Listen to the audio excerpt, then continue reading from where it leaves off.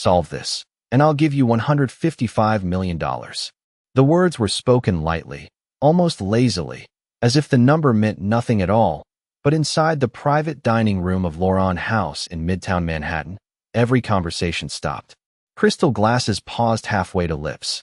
A fork hovered over a plate of perfectly seared ribeye. And at the center of the long walnut table sat Victor Hale, a billionaire investor whose reputation was built on turning impossible problems into profitable ones. Victor leaned back in his chair, adjusting the cuff of his navy suit as though he had just offered someone a cup of coffee instead of a fortune larger than most people would see in a lifetime. In front of him, on a white linen napkin, was a strange pattern of symbols and numbers drawn with a black fountain pen. It looked simple at first glance, almost casual, but the men around the table, CEOs, venture capitalists, and tech founders worth hundreds of millions themselves, had already spent the last 10 minutes staring at it in silence. One of them rubbed his temples. Another shook his head and pushed the napkin back toward Victor with a quiet laugh. "There's a trick in there somewhere," someone muttered. Victor's lips curved slightly. He enjoyed this moment, the moment when powerful people realized they were stuck. For Victor Hale, intelligence wasn't just a tool. It was entertainment, a sport, and tonight's dinner had turned into one of his favorite games. The room itself was built for wealth, floor-to-ceiling windows showing the Manhattan skyline, warm lighting reflecting off polished marble, a quiet jazz trio playing somewhere beyond the glass doors. Outside, taxis slid through evening traffic like streams of yellow light, and the summer air carried the distant hum of the city. Inside, the air smelled faintly of steak, truffle butter, and expensive cologne. At the far end of the table, a young waitress stepped forward carefully, carrying a tray with sparkling water. Her name was Emily Carter, 23 years old, blonde hair tied neatly into a low ponytail. A simple black uniform that made her blend almost perfectly into the background of the restaurant. She had been moving quietly through the room for the last hour, refilling glasses, clearing plates, listening without appearing to listen. People like Victor Hale rarely noticed people like her. To them, waitresses were part of the furniture. But when Emily set down the final glass, Victor slid the napkin across the table with 2 fingers and said, almost casually, "Gentlemen, it's really not that difficult." A few of the men chuckled. One leaned forward again, studying the numbers with narrowed eyes. "Nothing." Victor sighed softly, the way a professor might sigh at a classroom that couldn't keep up. Then his gaze drifted past the investors and stopped on Emily. She had just finished placing the water and was about to step away. Victor tapped the napkin with his pen.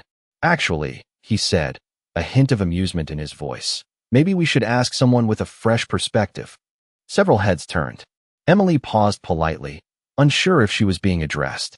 Victor lifted the napkin slightly. "Miss," he said, "solve this puzzle for me." A ripple of quiet laughter moved around the table. One of the executives leaned back in his chair, smiling as if the moment had suddenly become very entertaining. Victor continued, his tone smooth and confident. "Solve it, and I'll give you $155 million. The room filled with quiet amusement. After all, everyone understood the joke. No one expected the waitress to even understand the puzzle. Emily looked at the napkin, just for a moment, and in that moment, something almost invisible changed behind her calm green eyes. Emily Carter did not laugh with the others. She stood still beside the table, the silver tray balanced lightly in one hand, her posture calm and professional, as if nothing unusual had just happened. Around her, the executives were still smiling, some shaking their heads in quiet amusement.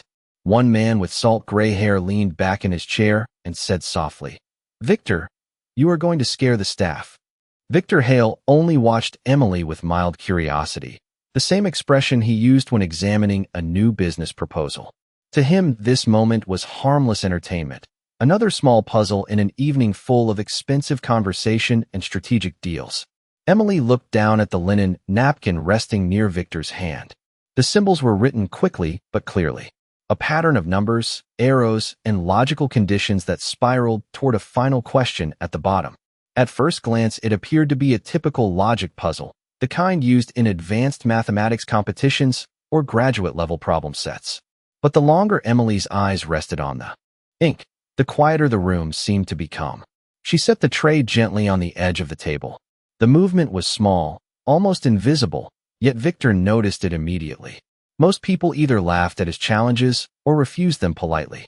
Very few people paused to look carefully. "It is just a game," Victor said, his tone smooth, almost reassuring. "No pressure." Another ripple of quiet laughter moved through the group. Someone lifted a glass of sparkling water and took a slow sip as if watching a scene unfold on television. Emily leaned slightly closer to the napkin, not touching it yet. Her eyes moved from the first line of symbols to the last, then back again. Victor watched her carefully now, curiosity replacing amusement. The room was silent except for the distant sound of jazz piano drifting in from the main dining room. Emily reached for the pen resting beside the napkin. Her fingers stopped an inch above it. "May I?" she asked politely. Victor gestured toward the napkin with a relaxed wave of his hand. "Be my guest."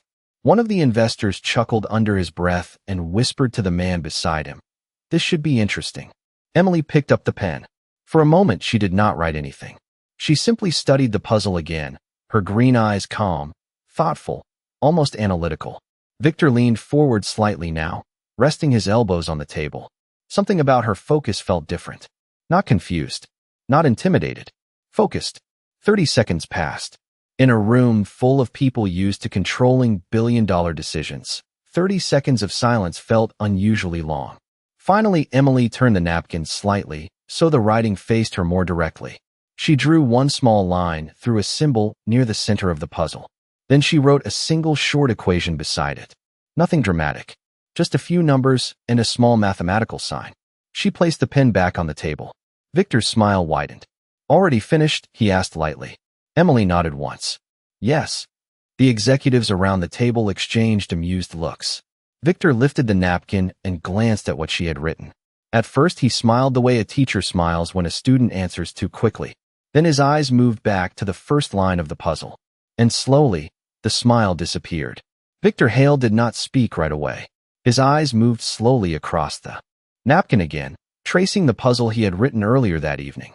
Around the table, the executives waited for the punch line they expected. One of them leaned forward slightly and said with an easy grin, "Well, Victor, did she win the $155 million?" A few quiet laughs followed. Victor did not laugh. Instead, he turned the napkin slightly toward the light, studying the small correction Emily had made. She had crossed out one symbol near the center of the logic chain and written a short equation beside it. Just a few numbers. Simple. Almost disappointingly simple. Yet Victor's expression had changed. He looked back at the beginning of the puzzle, then again at the line she had crossed out. The room slowly noticed the silence. The gray-haired investor who had joked earlier leaned closer. "What is it?" he asked. Victor did not answer immediately. He tapped the pen once against the table, a quiet rhythmic sound. Then he looked up at Emily. She was still standing calmly beside the table, hands lightly folded in front of her uniform apron, as if waiting to refill someone's glass. Not nervous, not proud, just patient. Victor lowered his gaze to the napkin again. "Interesting," he said quietly. The men around the table exchanged glances. One of them laughed again, slightly louder this time. "Come on, Victor. Do not tell me the waitress solved it." Victor finally set the napkin down. "She did not solve it," he said. Relief spread across a few faces. But then Victor continued, his voice slower now. "She corrected it." The table went quiet. The gray-haired investor frowned. "Corrected it?" Victor slid the napkin across the table so the others could see the line Emily had crossed out. "The puzzle cannot work the way I wrote it," he said. "The assumption in the third step breaks the entire chain of logic." One of the younger executives leaned forward quickly. "That is not possible. You tested this before dinner." Victor nodded slowly. "Yes, I did." He picked up the pen again and pointed to the mark Emily had written beside the cross symbol. "And she is right." The silence deepened. Now several men leaned forward, examining the napkin closely. One of them blinked, then sat back in his chair. Another quietly whispered, "Wait a minute." Victor watched them carefully, the faintest trace of surprise still in his eyes. He turned back to Emily. "How long did you look at it?" he asked. "About 20 seconds, she answered calmly. The gray-haired investor laughed softly in disbelief. 20 seconds? Emily nodded.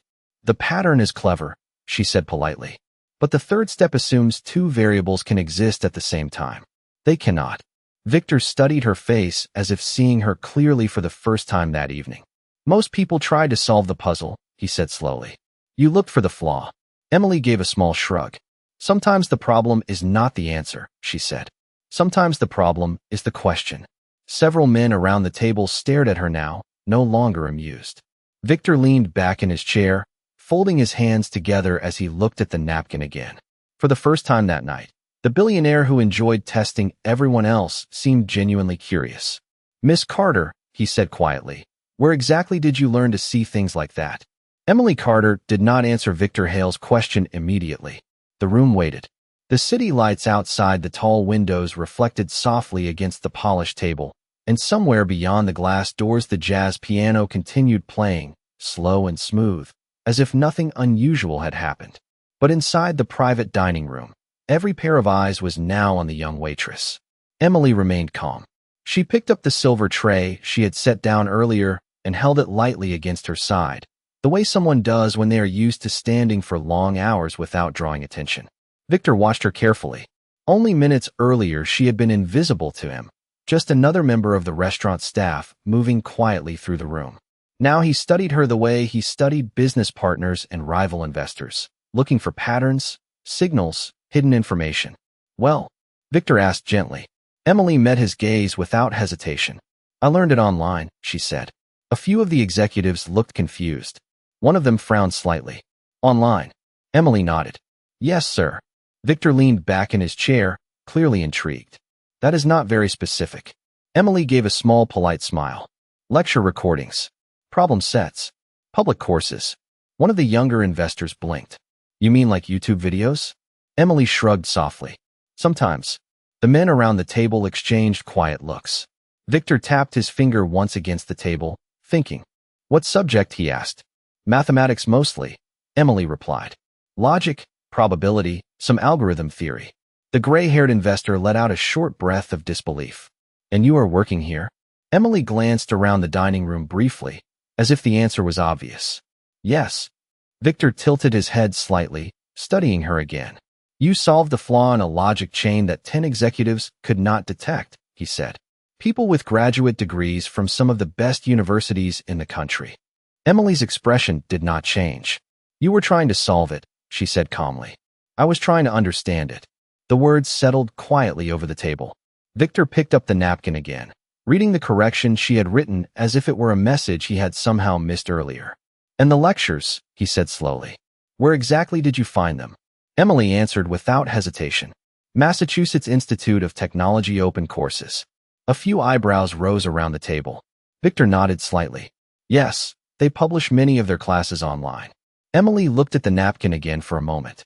Some of them were funded by your foundation. Victor's eyes lifted. For the first time that evening, the billionaire looked genuinely surprised. My foundation? Emily nodded. The Hale Initiative for Science Education. The gray-haired investor looked at Victor with sudden interest. That program sponsors public course distribution, does it not? Victor did not answer immediately.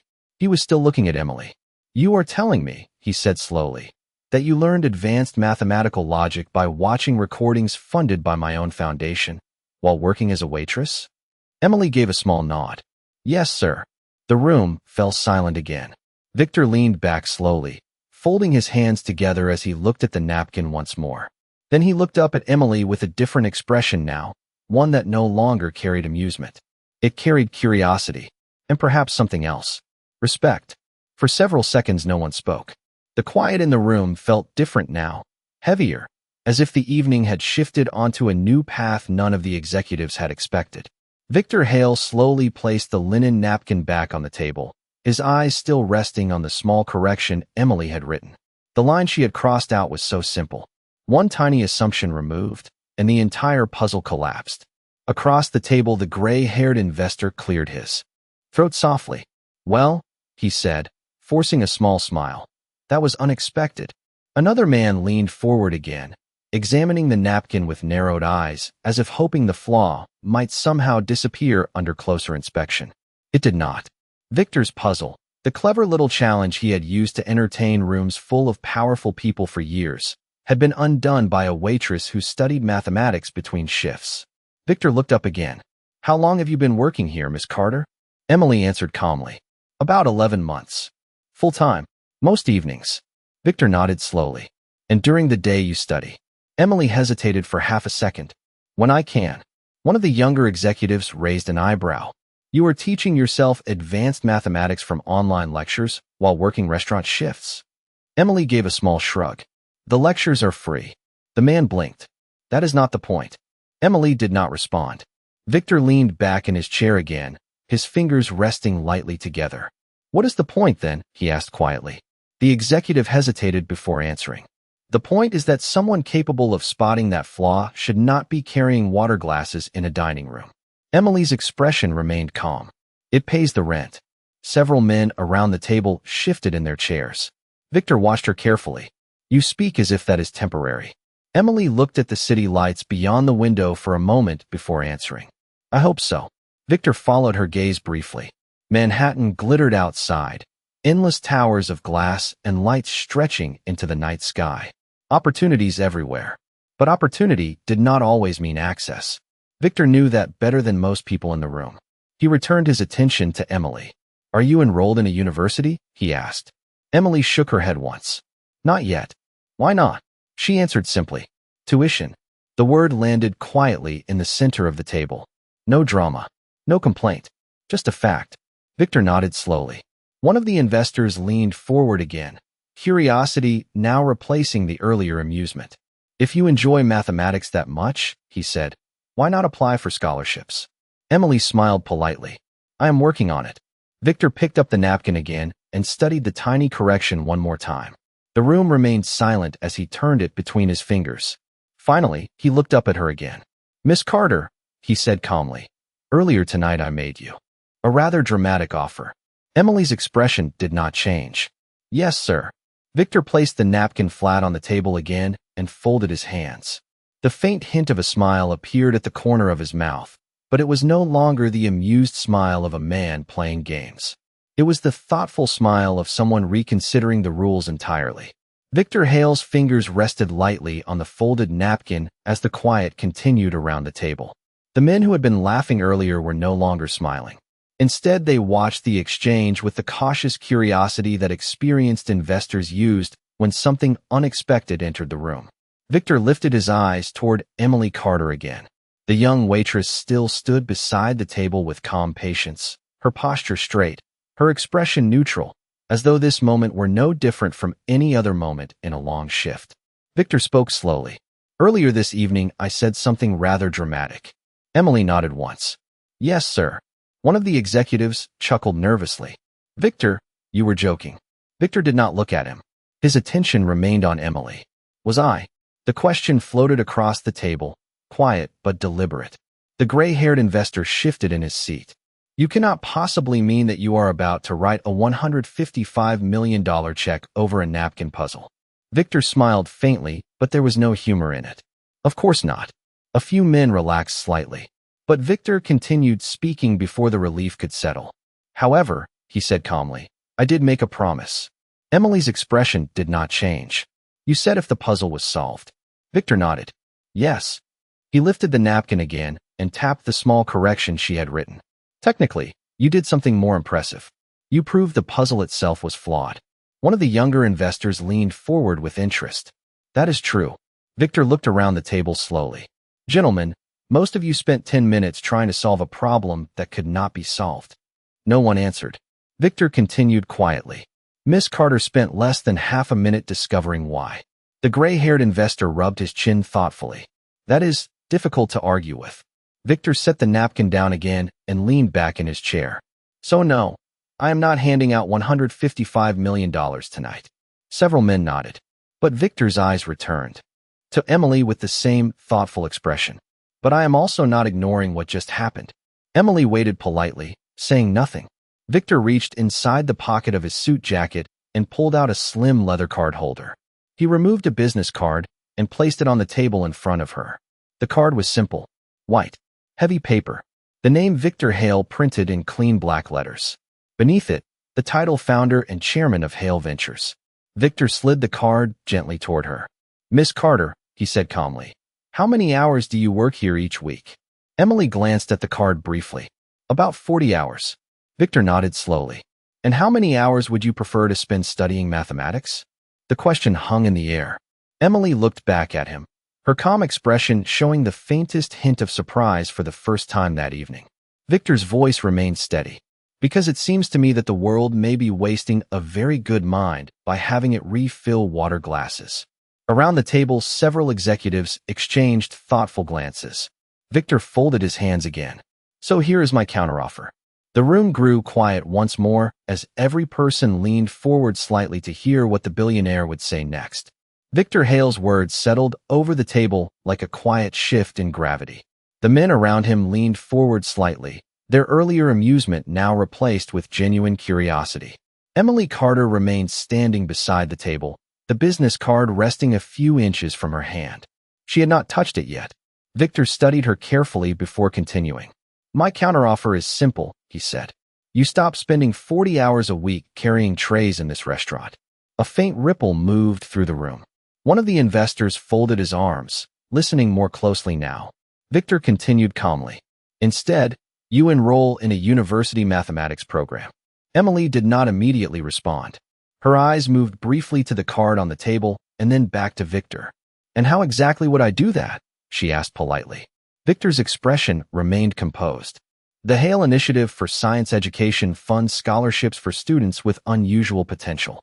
It was originally designed to support research fellowships, but programs can evolve. The gray-haired investor raised an eyebrow. Victor, that initiative usually requires a long application process. Victor nodded once. Yes, it does. He gestured lightly, toward the napkin still lying on the table. Consider tonight an accelerated interview. A few quiet chuckles circled the room, but they carried a different tone now. Respect had begun to replace humor. Emily glanced at the napkin and then at the business card again. You are offering to fund my education? She asked. Victor answered directly. I am offering to remove the obstacle that is currently keeping you from pursuing it. The younger executive who had been skeptical earlier leaned back in his chair, studying Emily with new interest. Full tuition? He asked. Victor did not take his eyes off Emily. Full tuition. Books. Living expenses. Whatever is required for a serious academic program. The words landed quietly but heavily in the room. Emily stood still for a moment, absorbing what he had said. Outside the tall windows, the lights of Manhattan stretched endlessly, thousands of possibilities flickering through the night. Inside the dining room, the jazz music continued faintly in the background. Emily finally spoke. That is a very generous offer. Victor tilted his head slightly. It is also a practical investment. She looked at him curiously. Victor gave a small, thoughtful smile. You spotted a structural flaw in a logic system faster than 10 experienced executives who spend their lives analyzing complex information. From a purely economic standpoint, ignoring that ability would be extremely inefficient. A few investors nodded slowly. One of them murmured, hard to argue with that. Emily remained quiet for another moment. Then she asked a careful question. What would you expect in return? Victor's answer came immediately. Nothing that you would not already expect from yourself. Emily's brow lifted slightly. Victor explained. Study seriously. Work hard. Use the opportunity well. The world benefits when capable people are given the chance to reach their potential. The room fell silent again as Emily looked down at the business card once more. Her hand moved slowly toward it. She picked it up, holding the small white card between her fingers as if it carried far more weight than its paper suggested. Then she looked back at Victor Hale, and for the first time that evening, a quiet but genuine smile appeared on her face. Emily Carter held Victor Hale's business card for a moment longer than anyone expected. The small piece of white paper rested between her fingers, simple and quiet, yet the weight of the offer behind it felt enormous. Around the table, the executives watched carefully, as if the entire evening now depended on what she would say next. The earlier laughter was gone. In its place, there was a thoughtful silence that often appears when experienced people recognize that something rare is happening. Emily finally placed the card gently into the pocket of her apron. Thank you, she said. Victor inclined his head slightly. You have not answered yet. Emily smiled faintly. I know. The gray-haired investor leaned forward with interest. It is not every evening someone offers to fund your entire education. Emily nodded. That is true. She glanced briefly at the linen napkin still lying in the center of the table. The small line she had crossed out earlier remained there, quiet evidence of the moment that had changed the direction of the conversation. Victor noticed her looking at it. "You were still thinking about the puzzle," he said. Emily answered honestly. "Yes." Victor raised an eyebrow. "Why?" Emily rested the tray lightly against the edge of the table again. "Because the puzzle was interesting." One of the younger executives laughed softly. "Most people would be thinking about the scholarship." Emily looked at him politely. "Both things can be interesting at the same time." Victor's faint smile returned. "Fair point." The room remained relaxed now, but the atmosphere had shifted into something more reflective. Victor studied her again. "You have not asked the obvious question." Emily tilted her head slightly. "Which one?" "Whether this offer is real." Emily gave a small, thoughtful nod. "I assumed it was." Victor seemed amused by that answer. "You assumed correctly." He leaned forward slightly, resting his hands on the table. "The Hale Initiative has funded hundreds of students over the past decade. Most of them applied through formal channels. Occasionally, we discover talent in less traditional ways." One of the investors added quietly, "This is certainly one of the more unusual interviews." Emily smiled politely, but said nothing. Victor continued, "If you accept the offer, you will still have to work very hard. Scholarships open doors. They do not do the studying for you." Emily nodded. "I would not expect them to." Victor watched her for another moment. "You seem remarkably calm about this opportunity." Emily considered the question before answering. "I have been studying those courses for almost 3 years," she said. "The opportunity always felt real to me. I simply did not know how to reach it yet." The words settled quietly around the table. One of the executives exhaled slowly. "That might be the most logical answer I have heard all evening." Victor leaned back again, clearly satisfied. "Then perhaps tonight simply shortened the path." Emily looked around the table once more. The men who had laughed earlier were now studying her with open respect. The city lights outside continued to glow across the glass windows, the vast skyline reminding everyone in the room that possibilities often appear where people least expect them. Emily finally looked back at Victor Hale. Her voice remained calm, but now it carried quiet certainty. "All right," she said gently. "I accept." The words settled gently in the room. "All right," Emily Carter said calmly. "I accept." For a moment no one moved. The men around the table seemed to pause as if the evening had reached a quiet turning point none of them had predicted when dinner began. Victor Hale studied her for a second longer, then nodded once with the composed satisfaction of someone who had just completed a very good investment. "Good," he said simply. The gray-haired investor leaned back in his chair and gave a slow whistle under his breath.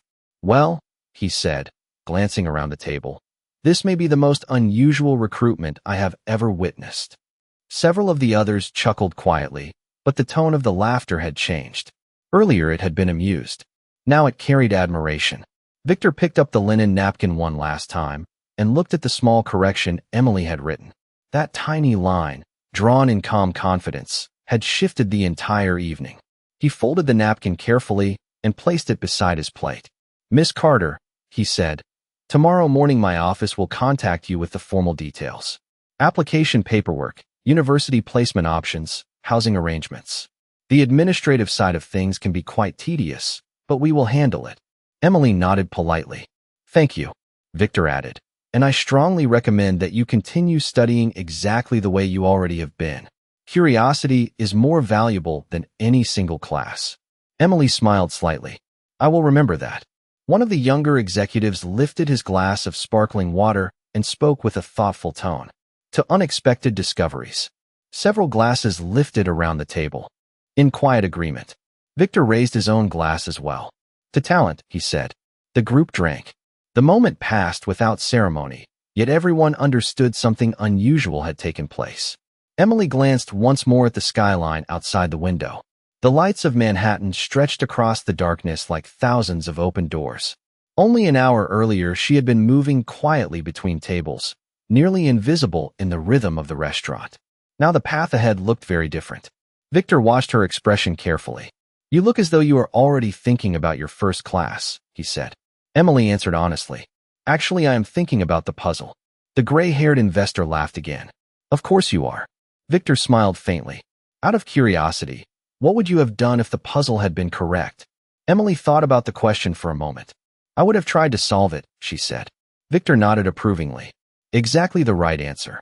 Emily picked up her tray again, the same quiet movement she had made hundreds of times during her shift. I should probably return to work, she said politely. Victor inclined his head. Of course. As she turned to leave the room, several of the executives watched her with thoughtful expressions. The young waitress who had walked in unnoticed was leaving as something entirely different. Not because she had spoken loudly or demanded attention, but because she had done something far more powerful. She had simply understood the problem better than everyone else in the room. Victor looked at the folded napkin on the table and smiled to himself. Sometimes the most valuable discoveries did not arrive through billion-dollar deals or complicated negotiations. Sometimes they appeared quietly, standing beside the table with a tray in their hands, waiting for someone curious enough to ask the right question. And that night, everyone in the room learned a lesson far more valuable than any puzzle could offer. Intelligence does not always sit at the head of the table.